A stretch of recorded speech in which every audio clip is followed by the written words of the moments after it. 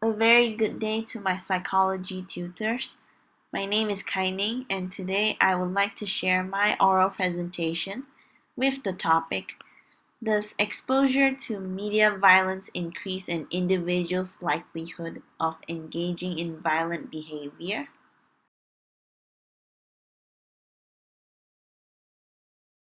Media violence is a research to see if the violence in the media results in aggressive and violent behavior by those who watch it. Mass media that has violent content includes video games, movies, and television programs.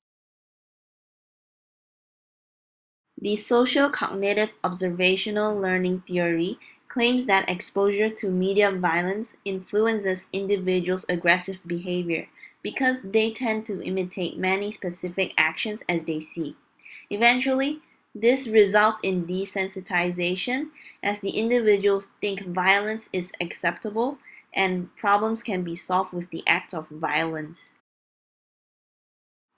Here are some examples of violent behaviors such as punching, bullying, gang violence, weapon use, and the list goes on.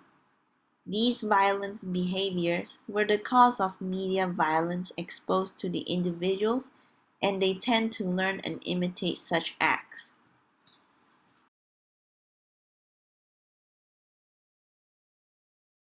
After doing some research and readings that is related to media violence, I've narrowed down the scope of the topic and I would like to focus on violent video games.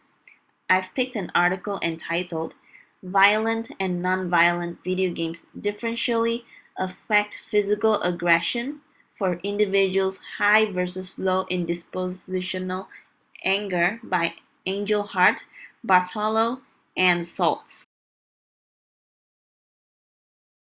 The significance of this article is that it breaks down into two categories, which are violent and non-violent video games, to see how they affect physical aggression with trait anger.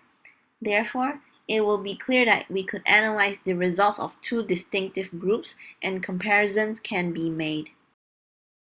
The aim of the experiment carried out by the authors is to investigate whether video game content differentially influences physical aggression as a function of individual differences in trait anger. The trait anger is one important individual difference to consider in the expression of aggressive behavior. The authors hypothesized that individuals high in trait anger possess arousable character with the exposure of violent video games. 83 participants were involved in this experiment, ranging in age from 18 years old to 22 years old. All participants were randomly assigned to complete the violent and non-violent video games. The trait level anger was evaluated with the anger subscale from the aggression questionnaire in the format of a 7-point Likert scale. Noise intensity levels were demonstrated, and these noise intensity levels were chosen by the participants to punish the opponents who had lost in the game. Here are the results of the experiment in a tabulated data and plotted graph. The table shows the mean of noise intensity levels for those low and high in trait anger by video game condition. We can observe that the group for high trait anger by violent video game condition has the highest mean overall, which is followed by the group for low trait anger by non-violent video game condition. The mean with the least value goes to the group with low trait anger by violent video game condition. As for the graphs, individuals who were exposed to non-violent games show a linear negative correlation, while the individuals who were exposed to violent games show a linear positive correlation.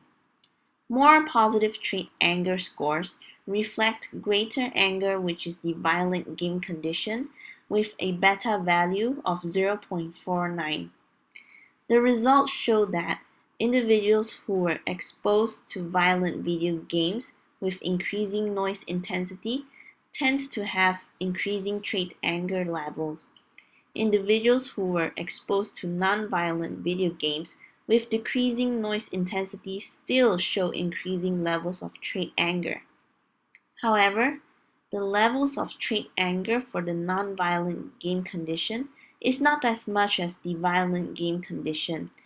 Individuals that are high in trait anger are more susceptible to the content of video games, which includes those with non-violent themes.